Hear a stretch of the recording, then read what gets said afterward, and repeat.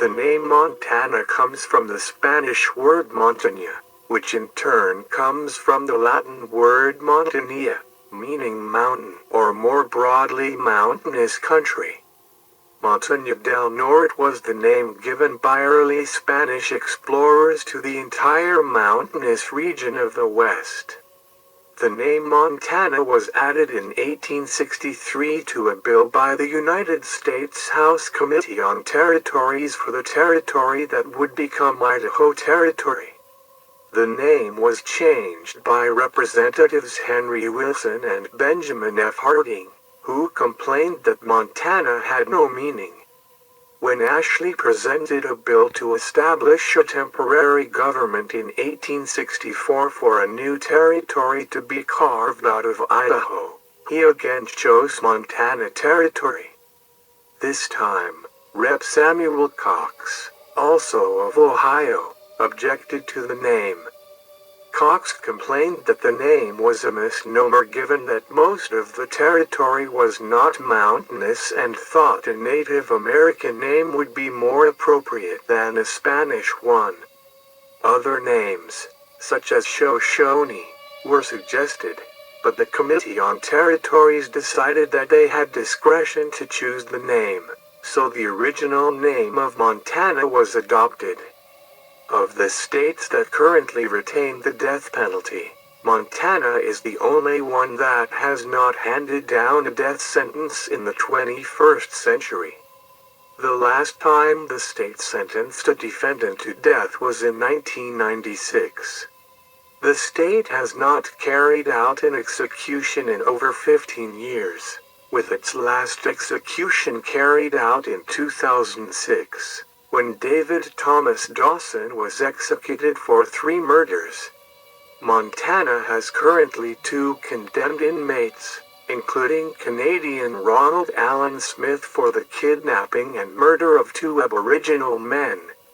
Montana is the only state where the sentence is decided by the trial judge alone rather than by a jury or by a 3-judge panel. But the jury is the trier of facts for both the murder and the aggravating factor making the defendant eligible for the death penalty. The governor has the power of clemency with respect to death sentences. Lethal injection is the only method of execution provided by statutes. Hanging was authorized until 1994. The last hanging was of Phillip J. Coleman, Jr. Phillip Coleman was the last man hung in Montana. He was born in 1919 in East St. Louis, Illinois as Phillip J. Coleman, Jr. His mother remarried when he was still young, and due to the frequent arguments between her and his stepfather, he fled for Pittsburgh, Pennsylvania at age 9. Where he was later picked up by juvenile authorities for stealing bread. Coleman's mother later picked him up and returned him to East St. Louis, but he continued to habitually run away until his mother was supposedly murdered and her body burned to ashes. During Phillip Coleman's teenage years or early adulthood, he moved to Franklin, Washington and married a Native American woman from Arley, Montana, with whom he had 2 children, but broke off contact with them for unclear reasons. He would later be arrested for burglaries and break-ins in the state, for which he served 14 months in the Monroe Correctional Complex and later 6 months at the Washington State Penitentiary, respectively. After his release, Coleman would accept various odd jobs as an itinerant laborer, traveling from state to state until he eventually ended up in Montana. Coleman accepted to do some work for 48-year-old Carl W. Pearson on July 24, 1943. During this work contract, Phillip Coleman worked alongside 39-year-old Louis Brown. Brown was an ex-con from Harrington, Kansas, who had convictions for vandalism and grand larceny in Kalamazoo, Michigan, and Fort Madison, Iowa. After finishing their work for the day, the two men went to a bar in Alberton, where they drank beer and played dice together. Upon exiting the premises in the evening, Coleman told Brown that he planned to rob Pearson, as he had seen that he had at least $200 in his house while working there. Much to his dismay, Brown showed no interest, causing Coleman to draw a knife and cut his hand, threatening to kill him if he was uncooperative. Feeling threatened by his younger companion, Brown agreed to accompany him to the Pearson home.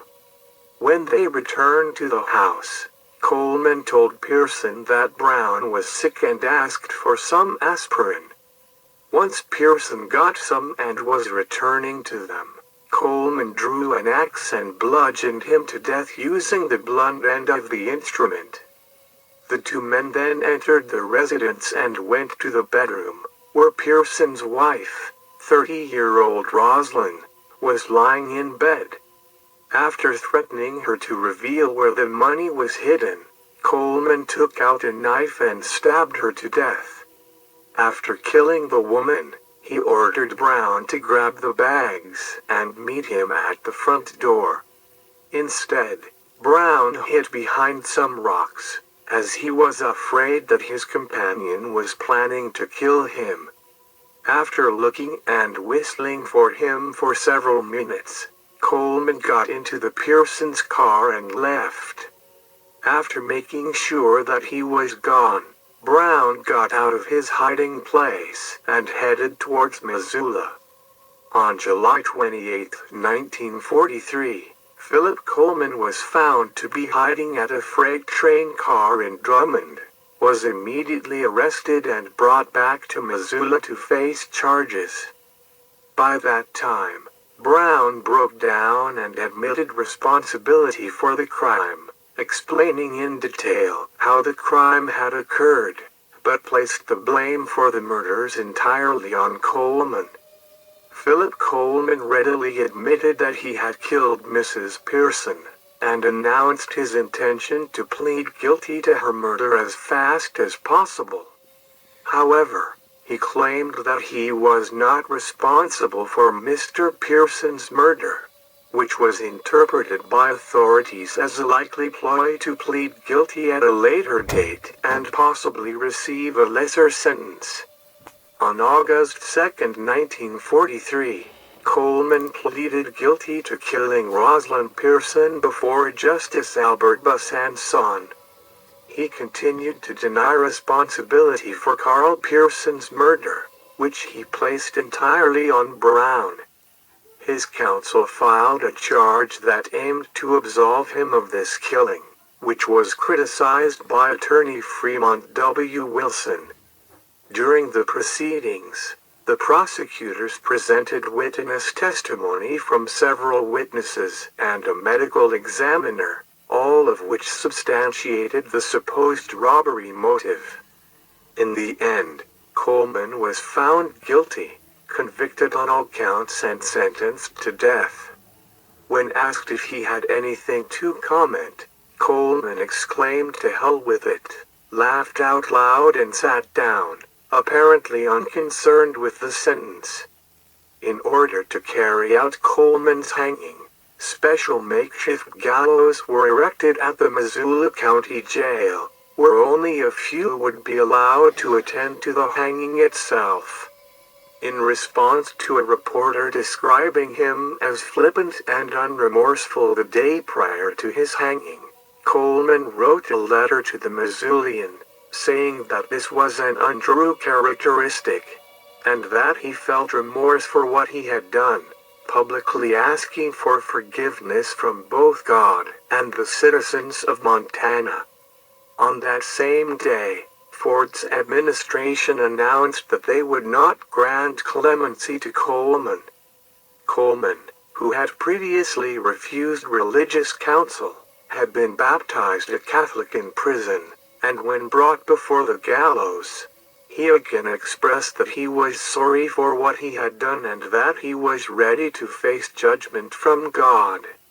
He was hanged at the Missoula County Jail on September 10, 1943, at exactly 7 a.m., making this one of the fastest capital punishment cases in the state's history, lasting 47 days from the murder itself to the date of his execution.